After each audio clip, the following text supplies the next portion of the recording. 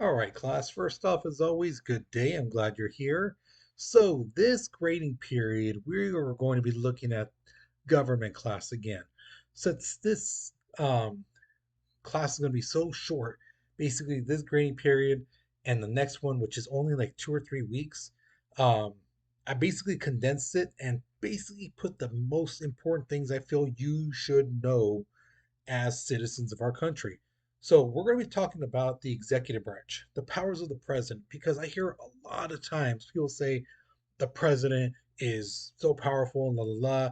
The president can do anything. And in reality, the president can't. And we're going to look at that. What powers do the president truly have? What is their purpose? What is their role? You know, and basically, what does it say in the Constitution under Article 2 of the Constitution, which details what the president can and cannot do in their powers? Okay. Then we'll be getting into the amendments, your rights as citizens, because again, I'm a firm believer that if you don't know your rights, people are just going to walk all over you. And please do not watch stuff on TikTok and things like that. People saying, oh, you have the right to do this. Oh, the cops can't do this. Cops can't do that. Because the thing is, a lot of that information is wrong. And I don't want you guys being those people yelling on TikTok saying, like, oh, you can't do this. You can't do that. And then it's like, no, you just sound like an idiot because the cops have the authorities to do that. You know, and I told you guys, I've told my girlfriend, people who do that stuff on TikTok and things like that, who think they know what they're talking about. Oh my God, it's just, they're idiots. Okay. And I don't want that to be for you guys, I want you guys to be well informed and know what your rights are. So that's what this grading period is going to be about. This particular lesson, again, is about the presidency. We're going to look at the overall thing about it. Okay. So let's go ahead and look. So your objectives, we're going to analyze the importance and the amount of positions that are created in the executive branch. Some people think it's just the president and vice president. No, there's a whole bunch more. Or examine the requirements to be president. What does it take? What do you have to have in order to be president? And we're going to create an argument on whether a president should be allowed to run for more than 2 terms. This is a big one, especially when people have a president they really like. Okay, so let's go and get started. So here's your warm up picture. Now, the question is asking you to analyze this picture and to tell me what is this artist trying to say about the executive branch? Okay. The executive branch is the branch of the presidency. Judicial kind of sounds like justice, right? Because that's what it is. The judicial, the Supreme Court, and people like that. Legislative, the other branch you see on the ground, that's where Congress is, the House of Representatives, the Senate. Okay, so knowing that, what do you think this artist is trying to say about the executive branch? Okay, so think about it, analyze the picture, write your response. Okay, because we're moving on in three, two, one. All right. So the executive branch is one of three branches we have, which as you saw in that warm up picture. Okay. Its main purpose is to carry out and execute the nation's laws. The president is basically the enforcer, making sure that the laws in our countries are being followed by people. Okay. That's the president's number one job, making sure laws are followed. Okay. Now, the person in charge is called the president, as many of you guys know, but you can also call them chief. Okay. Okay. When you address the president, you can call them Mr. Mrs. President. You can call them chief. You know, you just can't say, hey, fool. No, you cannot do that. Okay. There's protocols. You're supposed to call them Mr. President, Miss President, or chief. Okay. Now, along with the president, the executive branch comes with different um, people, as long as some of you guys know, the vice president. Okay. But the president has a cabinet and they fill it with people who are supposed to fill it with people who they believe can do those jobs, who are the best of the best, things like that. But of course, not every president does that. Some presidents put their friends in there. Okay. Now, the cabinet consists of 15 executive departments: Secretary of Labor, Secretary of State, Treasury, uh, uh, Attorney General, Secretary of Energy, Secretary of Education, things like that. And within those departments, there are different agencies and boards and commissions and committees. So the executive branch is actually a pretty extensive group of people. Now, does the president pick every single one of those people? No. They pick the people to be in charge of the department. And those people are the one who hire or fire people inside the department. Because again, they want people to be able to do the job, who can do the job well. Okay. Now, Article 2, Section 1 of the Constitution says the executive power shall be vested in a president of the United States of America. Okay, now here's the thing: the president not only heads the executive branch of the federal government, they're also the head of state. Now, what does that mean? The head of state is basically our nation's representative. So when we show off to the world, the president is basically that person in the spotlight. That person is supposed to be representing us. And this is where some issues have come up in the past. Some presidents we've elected, we put up there, they ended up being like very stuck up, think they're smarter than other people, are war hungry, thinking, oh, we're better because we're America, we're better than all you guys. So other countries kind of look at us like, really, this is the best you can do. And then there's been other presidents where other countries just love us. They love our president.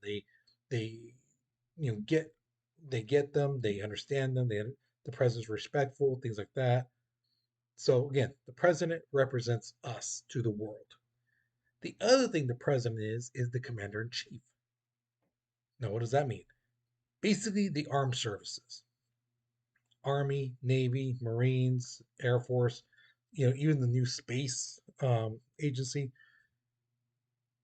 They all um, listen to the president. Yeah, they have generals and commanders and things like that. But when it comes to the word of this is when we attack, that's the president of the United States. Okay. Now, originally, the framers didn't just say, oh, let's have one president. They actually debated on how many presidents we should have. Should we have three presidents, five presidents, four? I mean, where do we put it at? So eventually they came to the decision like, well, if we have two, then we're going to need a tiebreaker, and then three. If we have three, then why not five? And it just got to the point where like, well, what? Let's just have one person in charge. Now, how much power do we give them? That was a big question back in the day when they were forming our country and stuff like that. How much power should the president have? People like Alexander Hamilton and the Federalists believed that the president should have a good amount of power because their job is to enforce the law. If the president can't tell people, hey, you got to follow the laws or this is going to happen to you, if they don't have any any backup, any power to punish people for breaking the laws, then everyone could do whatever they wanted, right?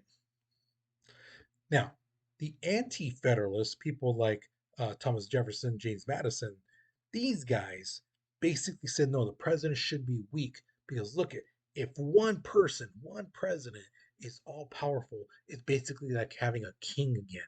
And we just fought a war to get rid of a king. So why would we put ourselves in that situation all over again? So that's where the fighting begins. And it still goes on to this day, believe it or not. Now, the executive branch, which is also got this thing called the EOP, the Executive Office of the President. Because back in the day, I mean, up until FDR in 1939, if a president wanted a secretary, he had to pay for that person out of their own pocket. You know, if a president said, "Oh, I need somebody to help me type things out. I need someone to be able to take things from here to the Capitol building be like a runner. They had to pay for that person out of their own pocket. And a lot of presidents, when they got out of office, they were dirt broke. They were in debt, you know. So that's why this was created because it was seen as an essential thing that the president needed. The president needed these people to run his office effectively. So, what kind of people are in this group? Chief of Staff, Office of Management and Budget, the Council of Economic Advisors. People would come in and tell the president, "Hey, the economy is going like this. We think that you should implement um, maybe laws that do this and this and that. We should do tariffs. Don't put tariffs." So they would advise the president on economic situations. National Security Council. Hey, this is what's happening around the world. We're getting word that so and so is thinking about attacking us. Since he's the commander in chief, he should know that kind of stuff, where our threats are coming from around the world. Um, White House Communications and the press secretary, the person who talks to the press, representing the president. Now, under Article 2 of the Constitution, it says there are certain things the person has to do in order to become president. Okay. Now, first thing is when a person is elected to president, their term is 4 years. Okay. 4 years equals one term. Now, in order to be president, you have to meet some requirements. One thing is you have to be a natural born citizen. Now, what does that mean? As long as you were born on United States soil, on a military base, or an embassy, or a U.S. territory, you are a citizen, a natural born citizen of our country. Okay. Now, if you were born in another country, it doesn't matter if you were born in another country for 10 minutes and then came to America and spent your whole life here. That doesn't matter. You were born in another country. You're not a citizen here. You know, if you get your green card, you married, somebody was married into, married an American citizen, became a citizen that way. They cannot run for president. Okay. You have to be born in American soil, or say on American soil. You have to be at least 35 years old. Okay. That's another thing. You have to be at least 35. And I have had some students ask me in the past, well, why 35? That seems kind of young. Well, because you have to remember, back in the day, most people died around, 60, 70. Sometimes if someone had a really good long life, 80, you know, 90, 100, that was very rare back then. But 60, 70, you lived a good life, you know. Also, the president, when they get elected to office, they have to have lived in the United States for the past 14 years. Okay. So let's say you want to run for president at the age of 35. That means that between now and when you're 21, if you want to go live in Mexico or in Europe, you can. But as soon as you hit 21, you better be back here and claim your residency here because you have to be an American in American soil living here for 14 years before you hit 35.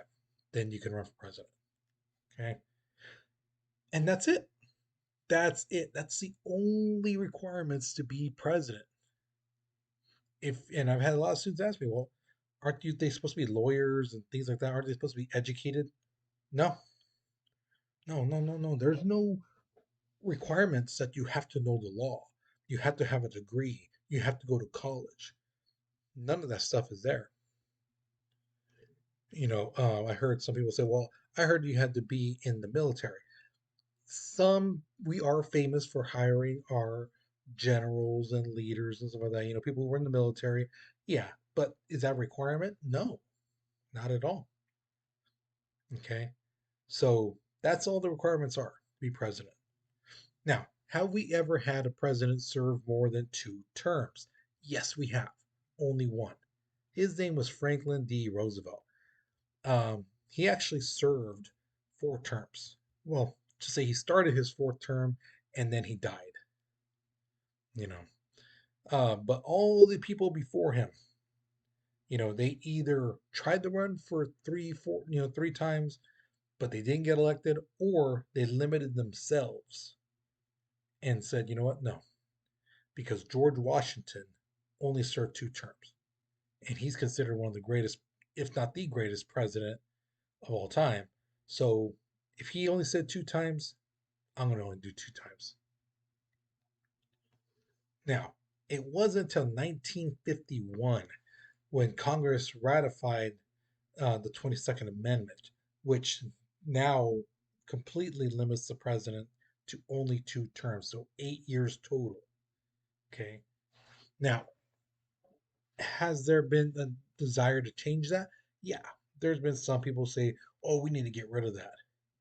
But they only say that because their favorite president did the 2 terms. And now they're like, oh, well, that rule's stupid. It's like, why? If it was a president you hated, you'd be happy that there was only 2 terms limit. Now, the thing is, which we're going to be talking about a little bit later in another lesson, the powers of the president is very vague. And if you don't know what that term means, it basically means that it's not clear. Okay, it doesn't say, black and white. You can't do this, you can do that. You can't do this, you can do that. It doesn't say that. It's kind of like if you told your mom, "Hey, I'm gonna go to a party," and she says, "What time are you coming home?" and you say later. Well, what's later? An hour? 5 hours? 8 hours? 3 days? That's vague. Okay, when you say later, you're not giving a specific time. That's exactly what vague means. Nothing specific. It's kind of, you know, vague. That's not specific, all right? So, one of the things, though, that is very specific is treaties. A president can make an agreement, negotiate a treaty with another country, Mexico, Russia, whomever. Okay.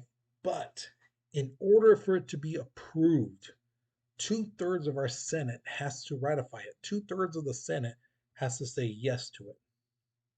Okay. So we have 100 senators. That means 66 of them at least have to say yes to it. Now, throughout our history, majority of the Senate has said, okay, yeah, we agree with the treaty. We're good. There's only been 2 times where our Senate has said no. The first one was the Treaty of Versailles, which was to help end World War One. We didn't sign it because it would have made us join the League of Nations, and people in that time felt the United States should not be involved with things happening in Europe and let them deal with that stuff. The next one was the SALT Treaty between the United States and Russia. SALT meant the Strategic Arms Limitation Treaty. The reason why Congress, or say the Senate, said no to that was because there was a lot of American citizens who felt at that time during the Cold War, you can't make this type of agreement with Russia. You know, we tell them, hey, we're going to limit our missiles. They're going to say, oh, we're going to do the same thing, and then they're going to keep building more and more. You know, so you can't trust those Russians. So that's why the American people said, tell their senators, don't vote for it, and the senators didn't. All right, so here's your question for the day. Do you think the requirements needed to be president should be updated? Do you think we need to change it? Maybe change the age requirements, maybe add, some things like education. They can't have a record, they have to have a psychiatric test. I mean, what do you think? What are your beliefs? Okay. Should they be updated? And tell me what? What should they add? If you say no, oh, you better tell me exactly why. I want to see a paragraph why you think they should be kept the same since like the 1790s. Why should it be kept the same? Okay. So once you're finished with this question, you're done with this lesson. Hopefully you learned something new. Hopefully you enjoyed it. Um, you guys are going to be getting new vocab words. So make sure you get that done. Okay. Also, you're gonna have a research paper that you're gonna get later on this week. So be prepared for that. Okay. So with that all being said, guys, you take care, you be safe, and I'll see you guys later. Okay.